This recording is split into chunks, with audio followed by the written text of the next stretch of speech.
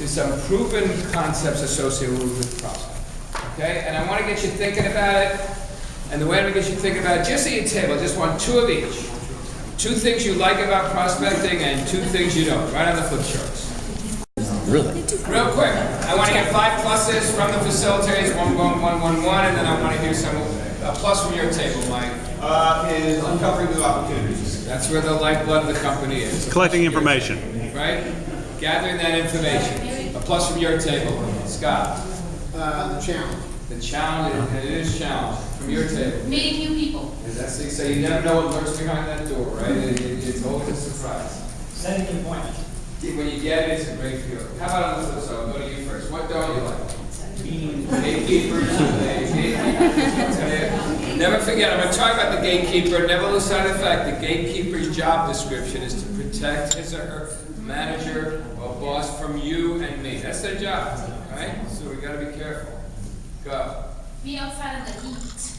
Or the cold for the ones that don't. Temperature, weather. Go ahead. Just the physical part. Go ahead. Scott, one you don't like. Don't return calls. When you make the call, they just don't return. It's a discount. Being hung up on. What's worse than that, right? Do you feel about that bit? Feels being overwhelmed. I mean, there's a lot to it. Even the most seasoned professionals we work with will tell you that prospecting is the part of the job that they find most challenging and most difficult. And it is for many reasons. It makes our lives extremely uncomfortable. I'll give you a quick example. We were working with an executive search firm, and these are guys who are, it's a similar business, obviously. They're dealing at the executive level, and they make phone calls all day to people and say, how would you like to change your life? I mean, what does a headhunter or search firm executive do? They go to someone who's got a job in an organization like this, they call you and say, we've got a new opportunity for you. They ask you to relocate, they're asking you to ask your significant other or spouse to relocate, pull your kids out of school, and they do it all day long and feel comfortable doing it because they think they're providing opportunities for the people they call. Ask that same person to call a vice president of human resources and get an appointment, they can't do it. So we're working with these guys, and they're picking up the phone all day long to call candidates. But when it's time to call a prospective client, they call it the 50-pound phone syndrome. They said the minute they go to call a client, that phone that was so easy to pick up, all of a sudden it's real heavy. And what they were thinking was when they called the candidate, they were offering a candidate an opportunity, they felt when they were calling a client, they were just being a nuisance, that they were taking something away. So what we learned from that was a big part is the attitude going in. I am calling this prospective client with the opportunity to do business with us.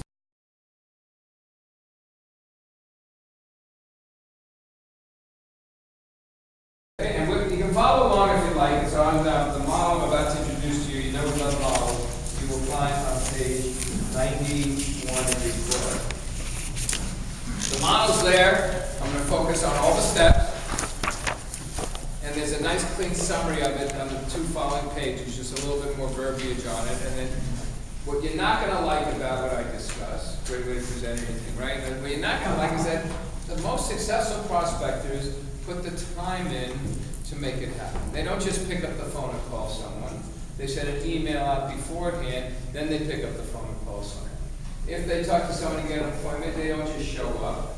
They send an email confirming the meeting, so it's less likely to be canceled, outlining the objectives and thanking the client for being gracious enough to see them. When they make that first meeting, they don't just disappear for a couple of weeks and come back, they follow up with an email. So I'm going to talk to you about 3 different communications that will make prospecting, from our perspective, hopefully yours, something that will be easier and more comfortable for you. But as you well know, it all starts off with the lead.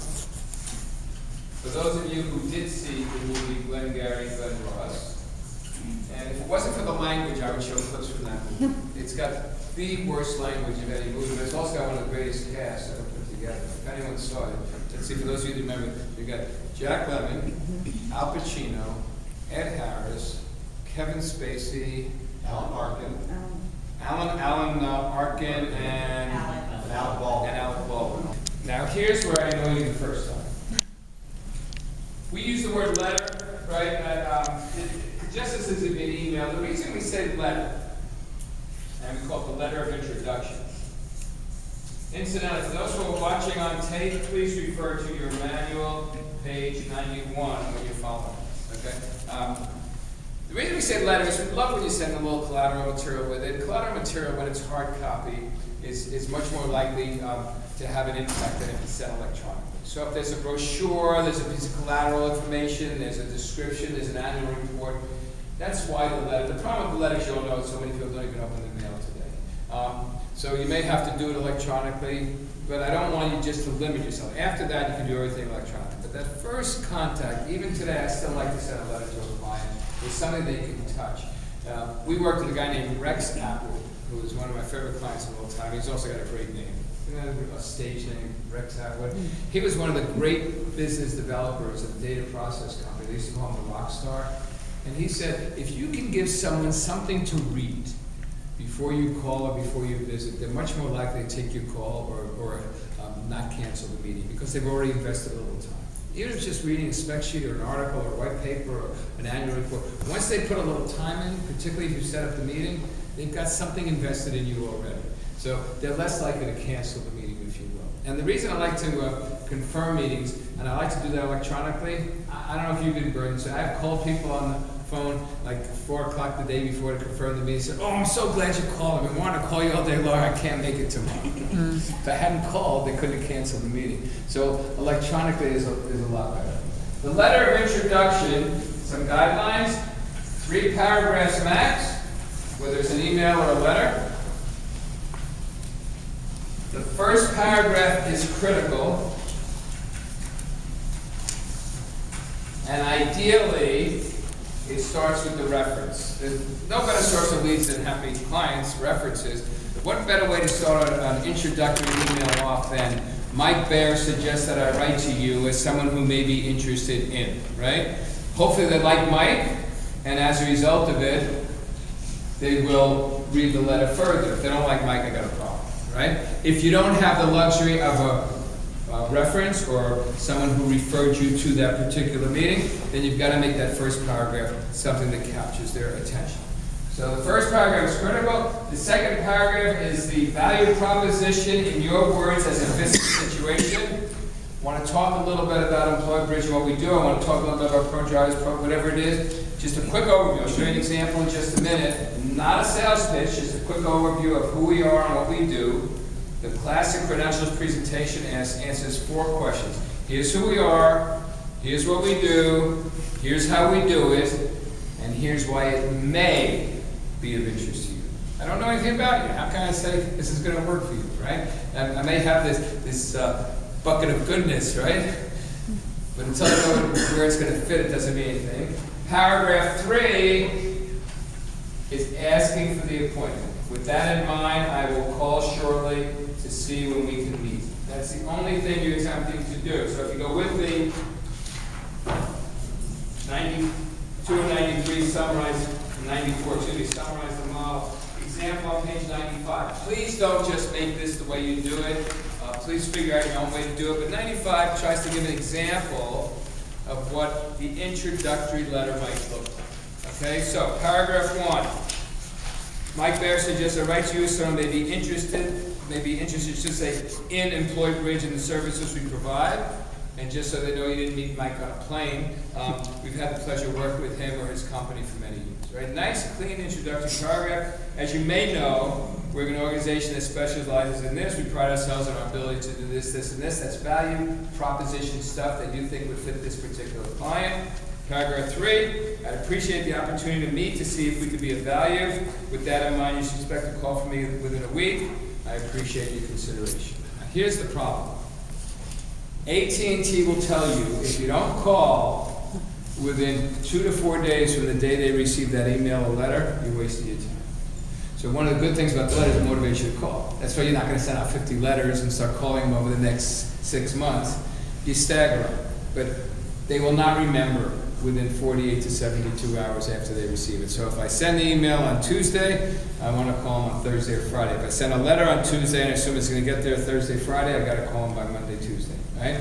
But the clean, crisp letter, because then when the gatekeeper says, "Will she know why you're calling?" You know, and you find Oh, yeah, I wrote last week, Mike Bear is an old friend of mine, and he suggested that I reach out to Ms. So-and-so to see when it just makes it an easier way to get past the gatekeeper if in fact you sent the letter out. Because the most common question I get, will he or she know where you're calling? Absolutely. Even if I didn't have a reference. I dropped him a note just last week explaining who we are, and he should be expecting my call. All right? It gets you that one additional step beyond, okay?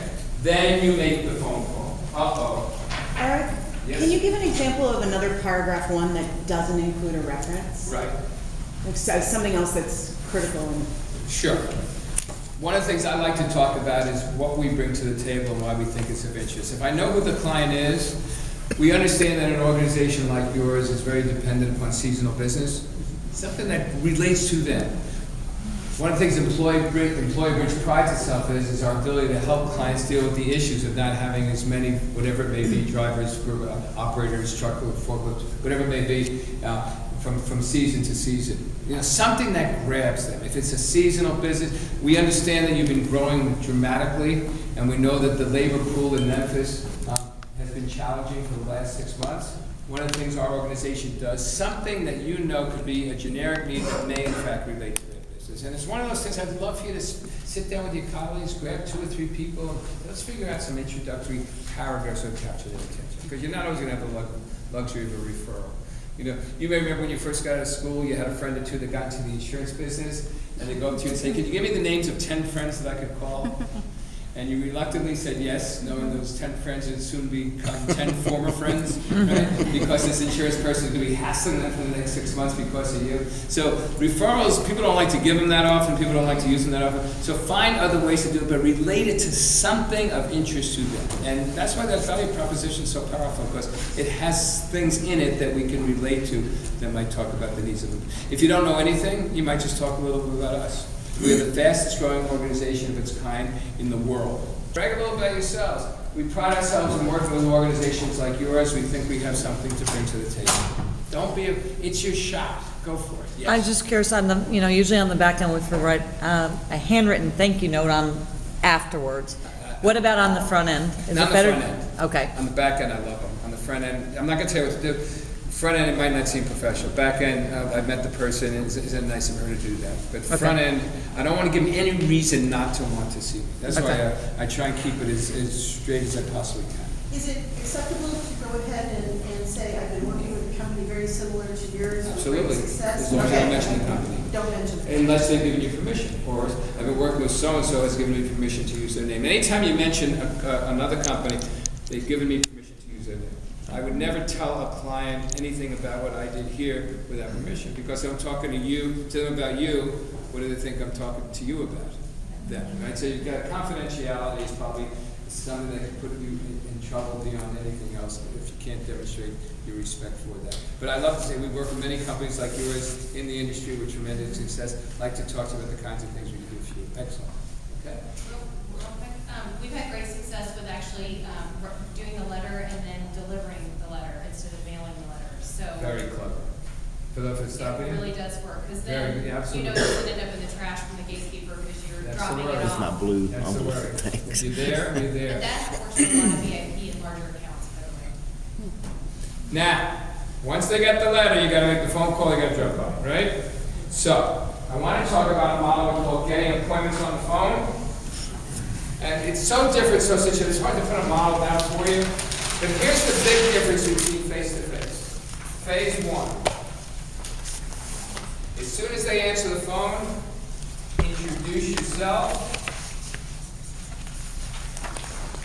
and the organization.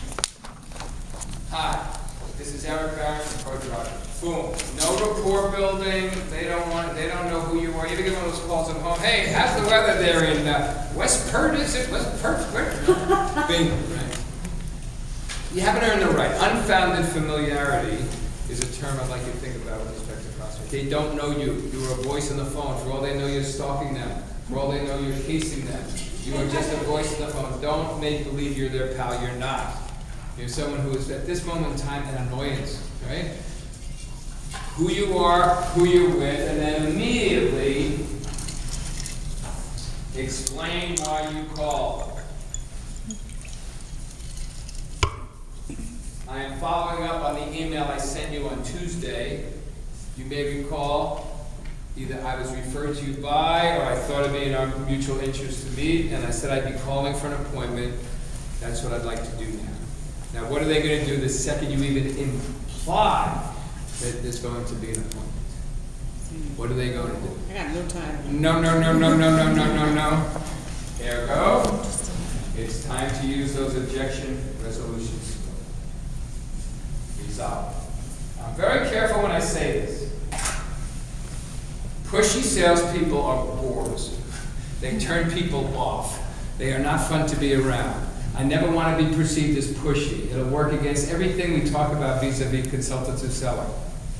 If I can use the Seinfeld line, having said that, remember that Seinfeld? Which is the big but. If there's ever a time I lean just a little bit, now is the time. Well, I'm busy, I'm respectful of that. What I'm asking for is a 10-minute meeting, and I'll be glad to work around your schedule. Well, this is really not a good time. As I said, if you want to meet early, I'm happy to do that. I'll stop in during lunch. I could even meet at the end of the day. Now, why will I lean just a little bit? This is it. Either you're going to get the appointment now. Who knows if they'll even take your call again. This is showtime. So if there is a time, just not a push, but just a slight little nudge, a gentle push, this is where it happens. With the intent of getting the appointment. You guys saw in no uncertain terms what you could accomplish in 8 minutes. Some of those tapes, you made a great first impression. You uncovered 4 or 5 needs. You gave them a sense of who we were. Some of you took a shot at mentioning the value proposition. And you got a next step. That's all I want my first meeting. Someone said, I don't have any time. 10 minutes is all. Question. Yeah. Who doesn't have 10 minutes? The President of the United States has 10 minutes. This procurement manager doesn't? Listen. When I call you, I don't know you. Do I talk to you as hello Eric or hello That's Mr. a great Barrett? question. And I wish I am old-fashioned enough to think it may not be appropriate in an initial meeting to go by first name, but I tend to be the last person standing in that. I talk to people 30 years younger than me, and I still feel uncomfortable calling them by first name. When someone reaches out to me who I don't know and sends a letter, hi Eric, I still find myself reacting. Now, that could be a generational thing, so I encourage you to try different ways, different situations, different people. The formality of the business, if I'm talking to the C level, it's going to be different than if I'm talking to someone who may be at the purchasing level or something else. But I tend to be cautious, and I err on the side of caution. I'd love to hear other points of view, including Jim, and people, how you feel about that. It's a first-name society, you know, look how we're all dressing, look how we're all behaving. We're much more casual than we were even 10, 15 years ago. But there's something about someone 25 calling someone 50 and saying, hi, Sam, that even today feels a bit uncomfortable. It's a great question. Let me hear from somebody, anything I can do to make that. Now, let's say you get the appointment. You know what's involved in making the call, obviously. You know how to do that. You get the appointment on the phone. Right? You write the letter, you get the appointment, that's the intent, so there's the phone call. But between the phone call and the appointment is the second correspondence, so we're just going to call that email number 2. And again, I want you to go to your books, because I'd like you to see an example. Always differentiating myself, or attempting to as best I can. As soon as I have that appointment set up, if you go ahead with me, I think it's 95. Right? So 95 is the first letter, 96 is the second letter. And this one wouldn't be that different to the letter I might send in the call I just did in front of you, because I do have a next step. I enjoy talking to you on the phone today. They're not going to remember you on Thursday, right? I enjoy talking on the phone today, and please we'll have the opportunity to meet whenever it is. Specifically, I plan to be in your office at this time, this location, this thing. As we discuss, this will be an exploratory meeting. My objective will be to learn more about your business, see how we might be of assistance. Of course, we'll be happy to discuss anything of interest to you. Thanks for providing us with the opportunity. You do it for a couple of reasons. One, you're showing you a little different than everybody else. And you can have these things programmed in your system and just change the words as necessary. Just be careful when you do that. But let's say you show up and someone says, oh, the meeting was scheduled for tomorrow. If you've got a hard copy of the letter there, say, gee, I'm sorry, there was some confusion. I did write to you so-and-so, and you have it covers you for nothing else. You know, for those 2 or 3 times in a career when someone screwed up at their end, at least you have some document to say that it wasn't you, it was them. But it's the little things you do to make the point. Then you make that great call, and if you go to the next page, then you're going to follow it up, right? I'm not gonna kid you, lots of these work, but this is not the proposal, it's just a quick, immediate letter, right? Thanks for taking the time to meet with me yesterday. Enjoyed learning more about your business. We discussed several possible areas to pursue. Of particular interest was the following: all needs. I promise to develop some recommendations, get it to you by whenever. After I send that information, I'll call to arrange the next meeting. Thanks for your interest. I welcome the opportunity to work together. Prospecting does not happen in a vacuum. We have a woman who worked for us for years who we lovingly refer to as the alien.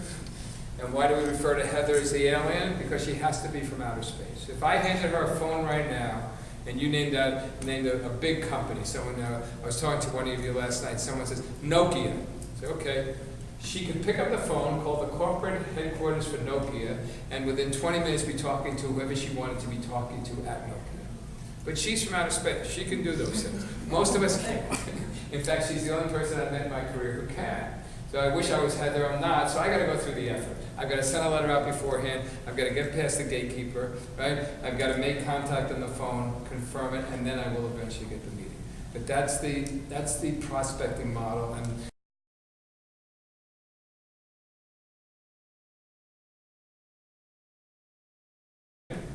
If I sent the letter, I make the call, I get voicemail the first time. Do I leave a voicemail? great, good. Thank you for bringing that up. One, we're gonna be sending you some refresher documents. We've got a piece on voicemail and a piece on email. Leave the voicemail and back it up with an email. Because voicemails are almost obsolete today. There's some people using it, but how many times you go to leave a voicemail that says voicemail full? Because people don't check them for 3-4 days. So if you do leave a voicemail, in the voicemail, I'll be backing this up with an email. And in the email, I left your voicemail today in case you didn't get to it. The reason I called was, and do both. I just can't ever assume, I know how bad I am at voicemail. Email gets immediate response. I sometimes don't get to voicemail for 2 or 3 days. So I like to back up the voicemail with an email. Big push. Do both. And when you do the voicemail, please, who you are right up front with your phone number right up front, and who you are and the phone number at the end, and keep that voicemail for 30 seconds. Otherwise, you just don't zap it. So just real quick. I'm calling. Here's why. I'm following up on my letter. So and so suggested I call. Sorry I missed you. I'll back it up with an email. Please call if you can. The rule of thumb we use, which people tell me I'm wrong on today more often than they used to, I like the 3-strike rule. Not that I give up after 3 strikes. Try 3 times and don't connect. Never give up, but put it off for 60 days and try again. All right? And maybe after that, obviously it's a busy time for you, I'll try again another month or so and start again. But I don't put anything in the dead file until someone said, don't bother me anymore, your history. Then it might make it to the dead file. Although I wrote an article once entitled The Dead File Isn't As Dead As You Think. Because people you talked to in the past may remember you and have some recollection. But I just don't give up. What's the point? When we went after your business 2.5 years ago, didn't win it, and we shouldn't have, it wasn't exactly what we do. Did I stay in touch? Yes. Did we eventually have a conversation? Yes, we did. Did we eventually get to the point where I could have very easily said, well, we tried, it didn't happen, and no way. We tried, we came close, what they were looking for wasn't exactly what we did. Mike had said, down the road there may be an opportunity. Here I stand, right? It only happens if you put the time and effort into it. Okay? Okay. So the third letter you saw, the only thing I want to say about the whole concept associated with prospecting, and it's an important one, the reality is, and I hope Nike will forgive me, there are 3 words associated with prospecting. What was that Nike tagline? Just do do it. it. Just do it. Do it. If you're nervous, sit with a pal. It's a lot easier to make those phone calls when someone's with you, right? And if you get beat up a little bit, you look at your pal, give you a little wink, and you keep on going, right? I mean, you can do things on the phone you can't do otherwise, but you got to do it. That's the phone. Fair enough? Okay.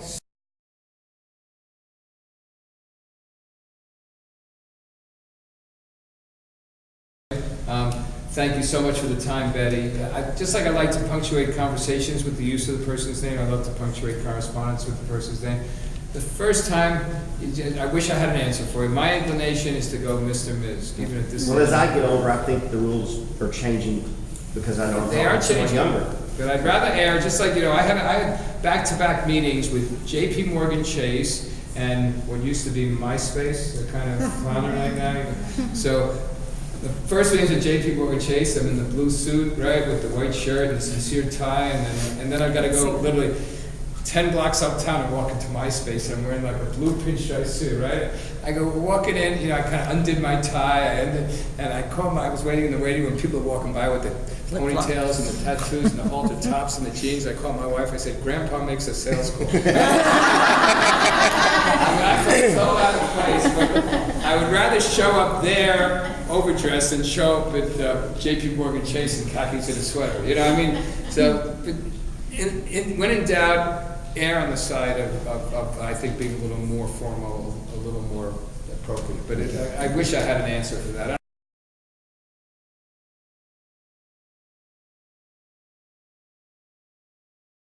You know that people make hiring decisions in corporate America based on the way the candidate treats the security guard, treats the assistant, treats. Don't be fooled. We do the same thing. One thing you guys came up with, Scott. Get their name? Get their name and talk to them by name. Okay, one of yours? Make them feel valued. Yeah, let them know you appreciate who they are with their time is. One of yours? We had this, and I couldn't get that on the board, but please elevate them. Make them feel better about themselves. I know how busy you are. I know when you got to deal with people like me all the time. You got to decide who's getting in, who's out. Two from you, Mike. You go in last. Say thank you, Just the politeness and the graciousness associated with them. and then we said give extra swag to them. If you're coming there to get extra swag, give them something too. Why not? Let them feel good about themselves. Give me another one, Mike. Bring cookies. I'm big on the What is that? cookies. Never met a cookie I didn't like. One more over here, Scott. Make sure you provide your name, that you're honest with Who them. you are, and not to make the assumption that they'll know. Bring them gifts. Buy them off if you have. Cookie. I find little things, if you're having trouble getting through to someone, I don't want to waste Mr. So-and-so's time. What do you think I should do? Ask him for help. I think, no, he's really busy. I know he's interested in meeting with you. Just ask them for help. Say it in your words. Solicit their help. Solicit their help. Make them a part of your team. I love them. I've said to people many times, look, it's the third or fourth time. I don't want to waste your time. I don't want to waste his. I'd love to. No. Or, the way this has happened, maybe you should put it off for 6 months. But at least ask them, right? You catch more flies with honey than with vinegar. Be the friendly person you are. Try and listen to help. Don't be patronizing. Don't be perceived as condescending. Don't be going, I love to work with the little people. That's not going to be the answer. We had in New York, what was it, Helmsley, what was her name? Helmsley, only little people pay taxes. I mean, it's never going to work. But the point is, I have to get past them too often.